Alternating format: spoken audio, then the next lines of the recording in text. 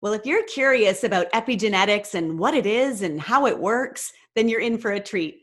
My guest today is Johanna Lynn. She's going to teach us what epigenetics is and how we can look back into our family history to understand ourselves better.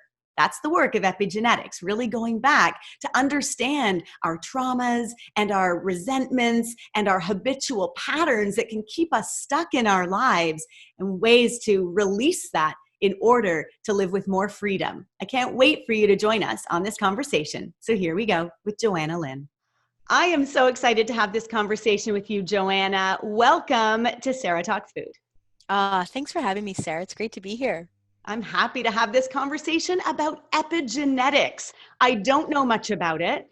I don't know how it works. And I contacted you to say, I really just want to understand this better. So I'm wondering if we can start out this conversation with you defining epigenetics and then kind of walking us through the process of how you work with your clients and then helping us to understand how it helps people to know their family history and to be able to go into that to heal things like depression and anxiety and stress and trauma. I just am so curious. So I'm passing the microphone over to you to help to sort of do this epigenetics 101. Oh, how exciting. My favorite topic. So I'm just so glad to share it. So I like to suggest a metaphor to start off with, that none of us are born with a clean hard drive. We arrive sharing an operating system with our parents and our grandparents. We're very much informed by what might have been their experiences, what might be unresolved for them. It doesn't necessarily have to be something as big as a trauma to have the ripple effect to come down and affect us, and then, of course, our children.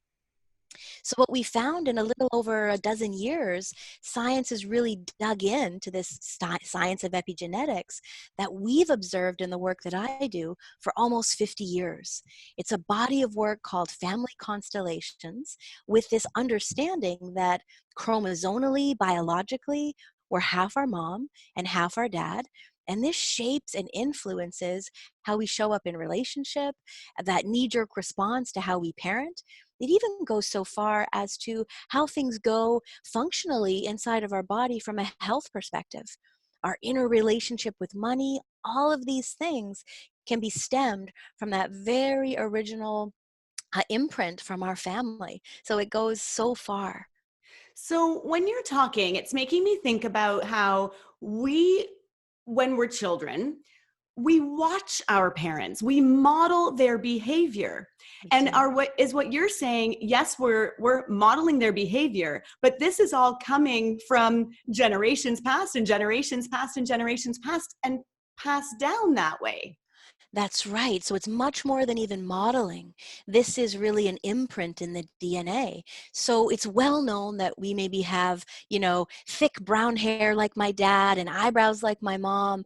But what's much less understood is we actually inherit their emotional patterns as well. So what we know now is this is very much living within the DNA and is expressed and shared in that way. So if only those of you that are listening that are parents could cherry pick the best parts to share with your children, but doesn't work that way. We get a whole host of things inside influencing what we might be afraid of, where we have hypervigilance around. And so much of the time, Sarah, this is the roots of where anxiety comes from.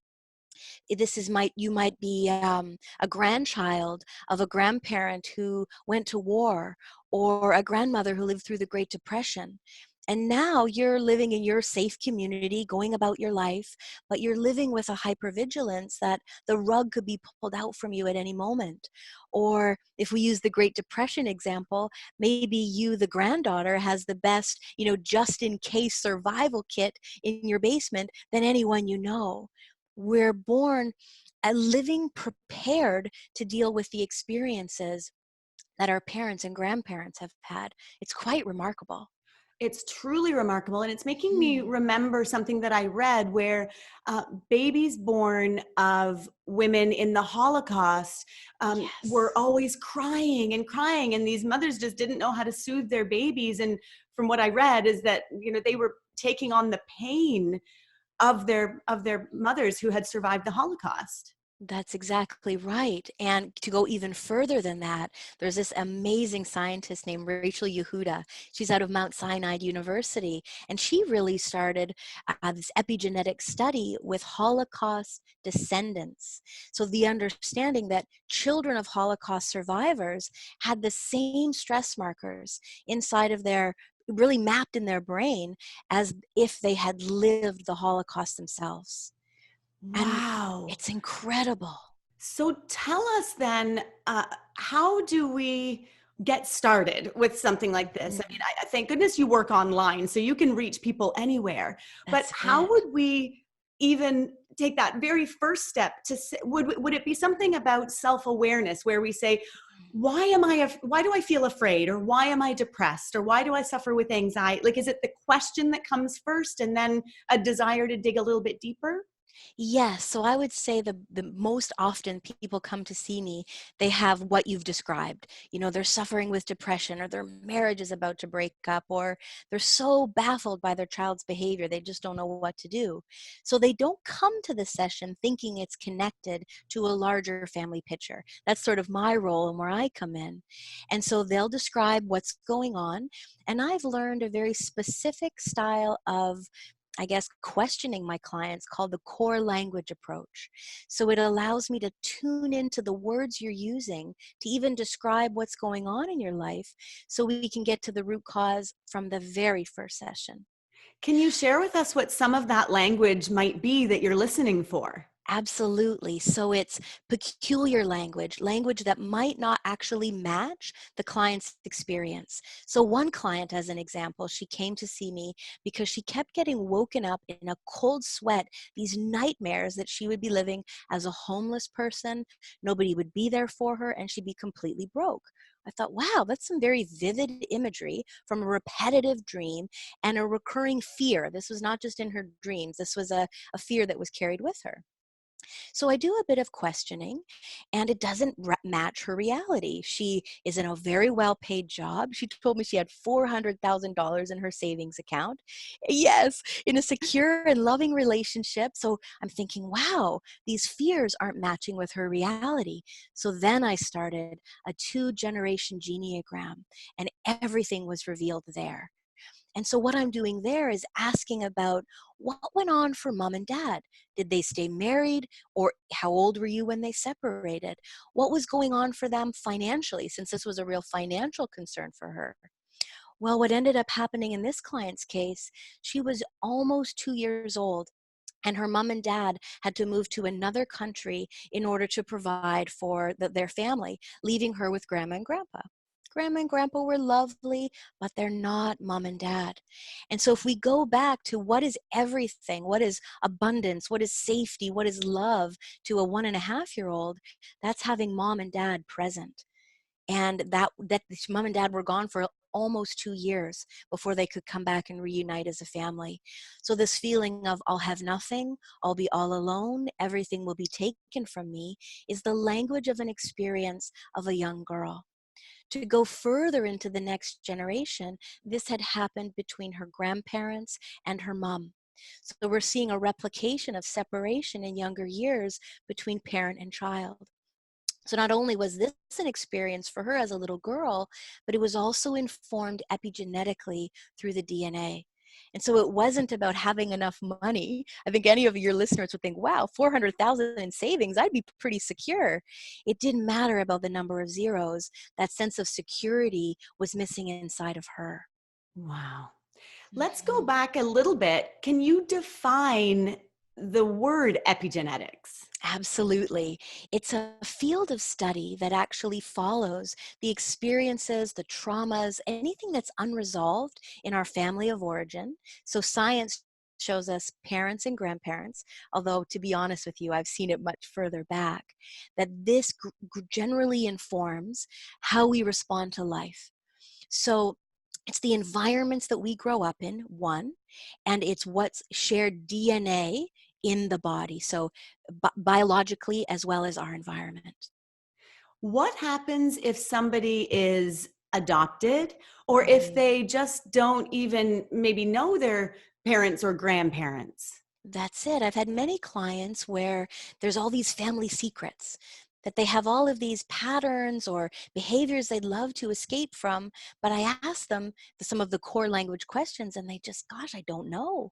Or maybe the parent has since passed on, or as you say, adopted, and we've got lots of big question marks. And so from there, I need to reverse engineer. So I'm looking at what are the patterns that this person can't escape from, or the feeling of, geez, I've been in 3 main relationships, but I always end up feeling the same. It's not about, Tom, Chris, or the next guy. It's really about me and how I'm made to feel inside of that loving exchange. And so sometimes we don't have all the family history, but that doesn't stop us from understanding, or I should say, resolving how we get out of that patterned place. So maybe what you can do now is sort of walk us through the process then of somebody who meets with you either face to face or using technology. What do we need to bring with us and know? And then how do you actually help us to resolve these issues? That's a great question. So my sessions are 90 minutes because I love that spaciousness to really do that deep dive. So the very first session, I'm taking that 2-generation genealogram. I'm asking a series of family facts. And where I find this really differs from other things I've tried is this work really purposefully steps away from the story, because the story is more of that memorized stress response. And our unconscious mind can't tell the difference between this argument that happened 15 years ago, we're telling it and stirring up the same stress chemicals. So I really appreciate that about this approach. It's just the facts. How old were you when your parents separated? Are you the oldest in the family or the youngest? I'm kind of getting a snapshot of how you live in your family system. And from there, I work with something called the 4 themes. There are 4 ways that our life force gets diminished. And right away, in how you describe the challenges you're up against, I know which of those 4 themes are alive in the body. So one example of a theme is emerge. We live life like a parent. And often when love isn't flowing very freely, we actually end up picking up traits in them that we judge, or traits in them that we were hurt by. So if we had a mom who was highly critical, we may be highly self-critical, or marry a partner who's very, very critical. We're sort of living life like, and we're stuck on repeat. And so I'm really tuning into which one of these 4 themes is sort of blocking up that client's life force, so we can open things up and have more resolve and clarity and understanding. And from there, we move into the resolution piece. And how many sessions does it typically take for somebody to, let's say they come in and they say that they're suffering with severe depression and anxiety? How many sessions would somebody need? Does it depend on everybody, or what's the average? The average is about 3 sessions. And of course, there are unique circumstances where a little more will be needed. Maybe they've been living with depression, as you say, for 4 decades, and there's some unlearning to do. We really do memorize certain emotional states. It's a part of our biochemistry. And so stepping out of that, yes, it's one thing to have the awareness, oh, geez, yeah, my mom was super depressed, my grandma was super depressed. That's one thing to have that as an understanding. But now, as we step out of sort of living that pattern, how do we step out of also how we've biochemically memorized to look at the negative? We actually have something called a negativity bias. We all do, even those of us who aren't saddled with depression. 2/3 of the emotional part of our brain is scanning for threats, scanning for what do I have to be concerned about. And so there's this amazing neuroscientist that I study with who says, unless we intentionally pull traction away from the negative, that's just how we're wired. And so I find myself teaching a lot of my clients with depression and anxiety some of these pieces that I do every day in order to ward off the negative. And so things likely all about, Sarah: yoga, meditation. I really love mantra work because I've got such a busy mind. I focus on that. It calms things right down. Spending time in nature, of course, nourishing our body. And a lot of the times this is a no-brainer, so to speak. But what I've noticed is those clients who really feel still hurt or blame their parents for not giving them enough of what they need, they also do the same things to themselves. Mm-hmm. So they'll be on the very last of their list. Self-care is something they read about, something they'd like to, implement, but they just can't seem to make that move. And so the work I do helps to clear that up a little bit to allow it to happen. So you're coaching people through maybe providing a bit of a protocol for them after the sessions are done and they've raised their awareness, they understand where all of this is starting. Because I imagine that you work with people suffering with addiction, and just with that people pleasing, philosophy that I lived with for so long. I was always trying to please other people, and I was a perpetual blamer, and Right. I developed resentments in my relationships. And I found that through personal development work, raising my awareness, that was the beginning of it all. So I can That's feel with it. what you're doing is that you're really helping people to raise their awareness, to see the thing for what it is.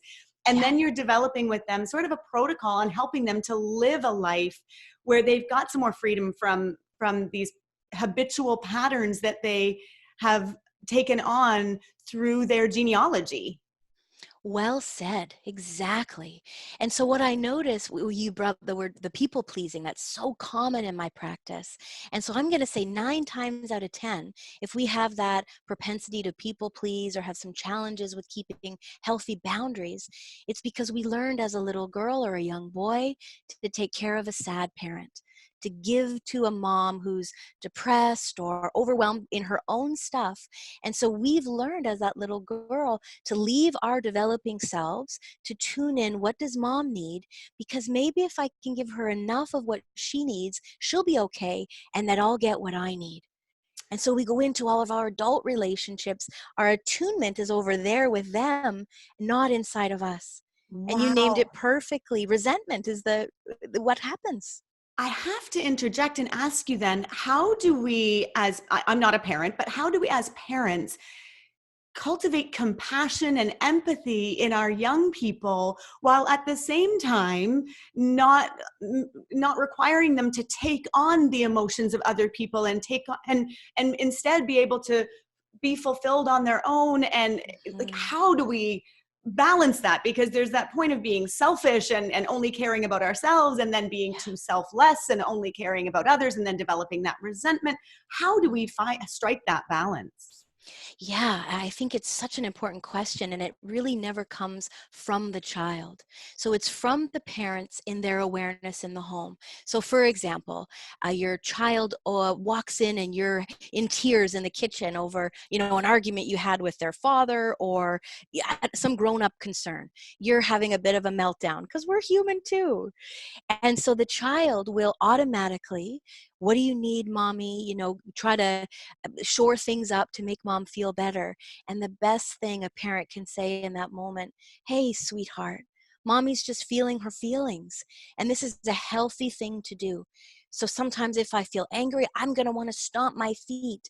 Or if I feel sad, it's healthy to cry.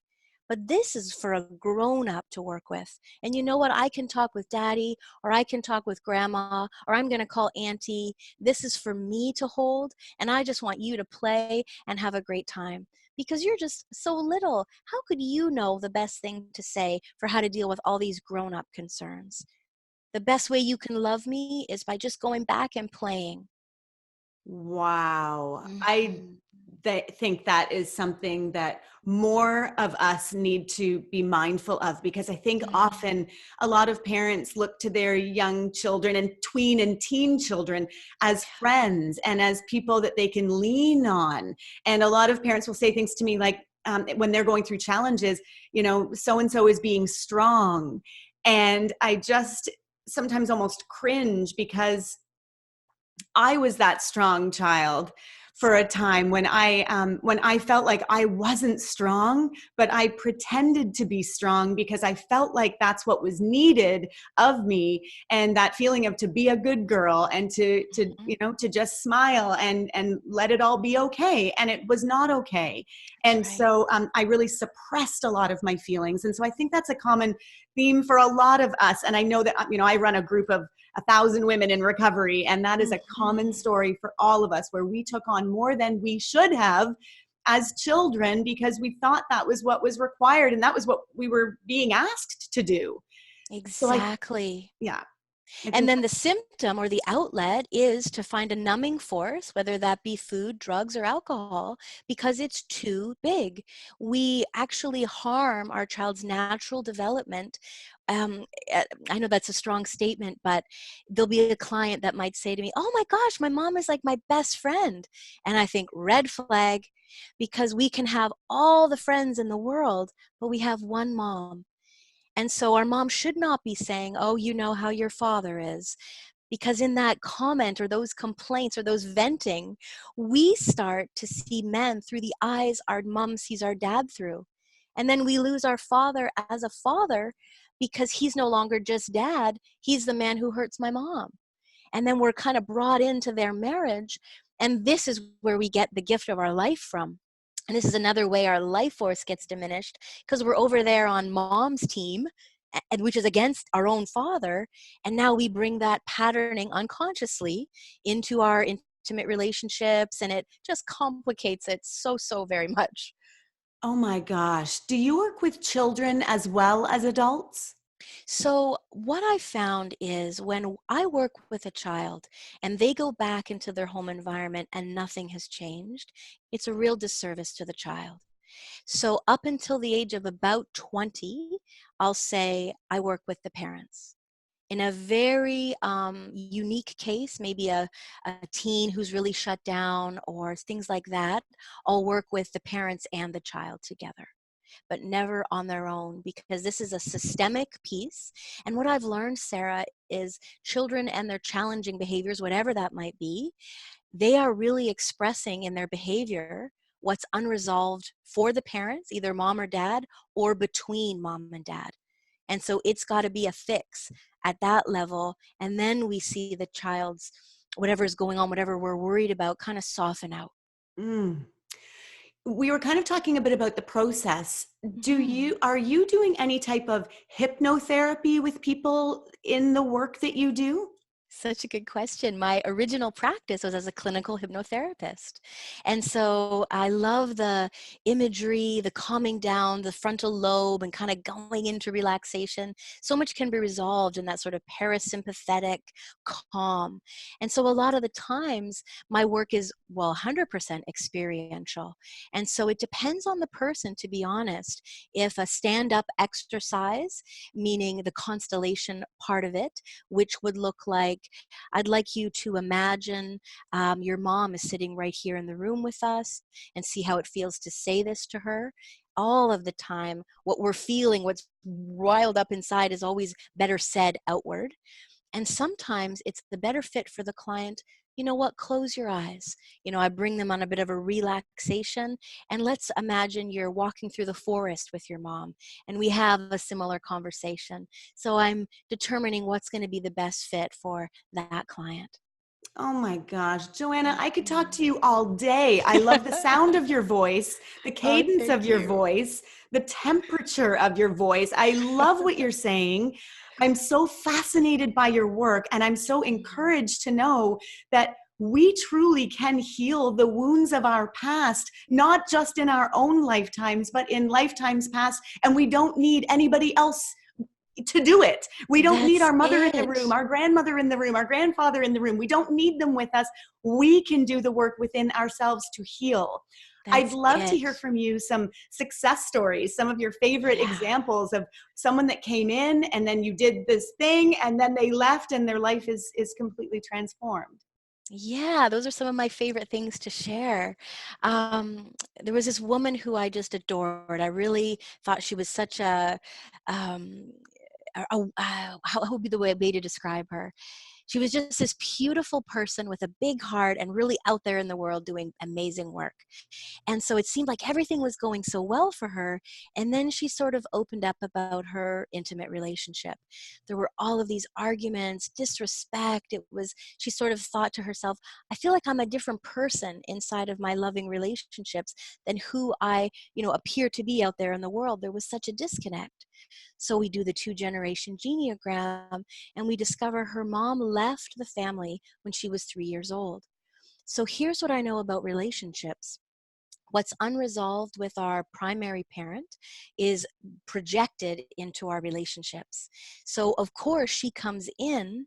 I don't trust him, even though he may have not given any reason not to trust.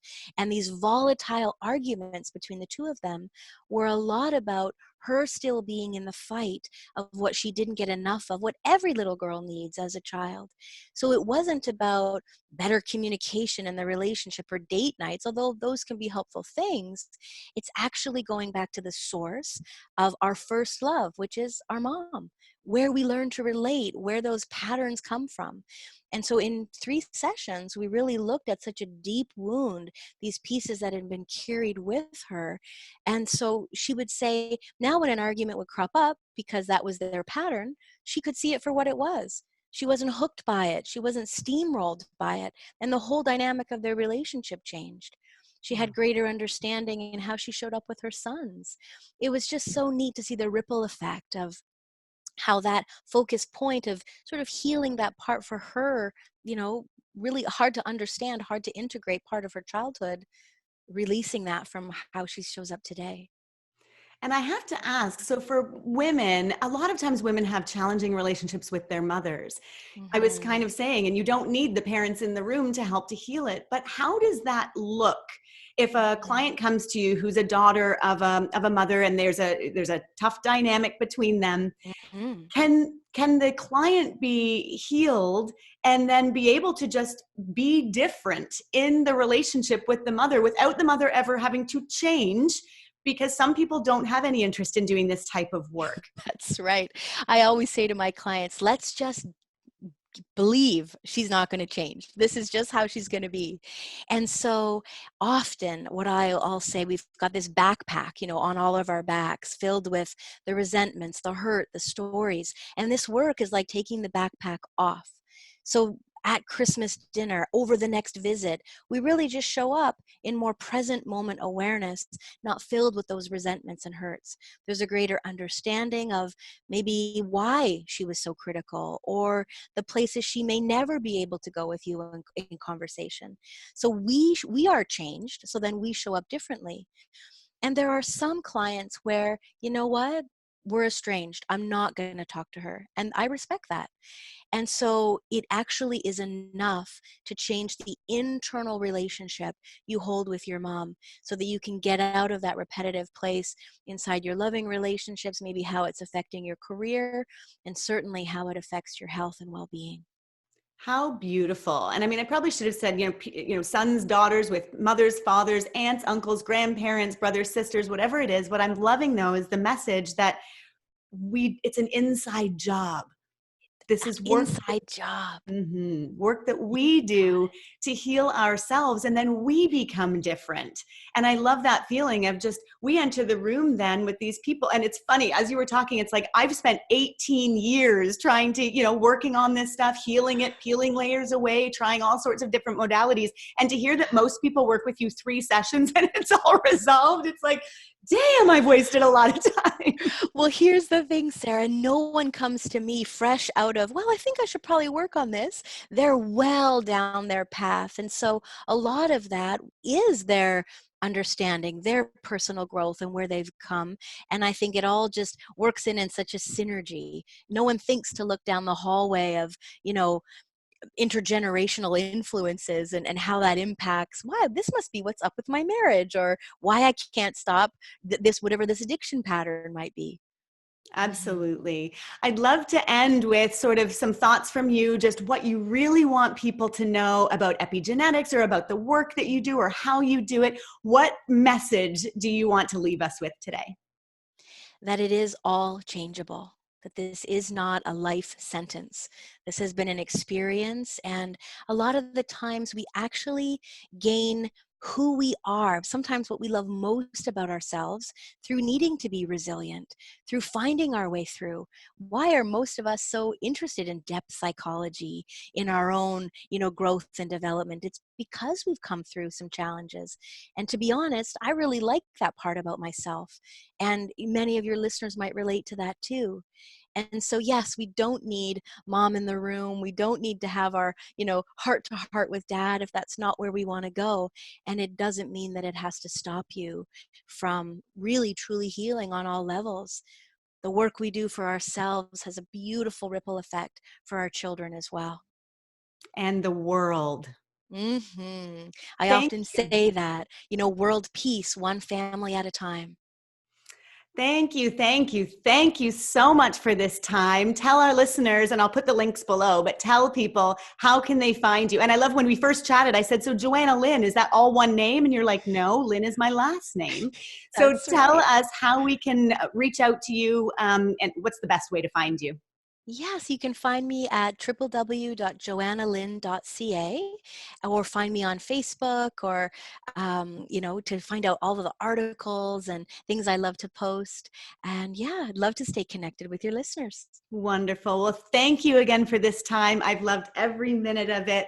I truly appreciate you, and I can't wait to get working with you. We're going to do a session together soon. Oh, that's great, Sarah. I've loved my time with you. Appreciate you having me as a guest. Thank you.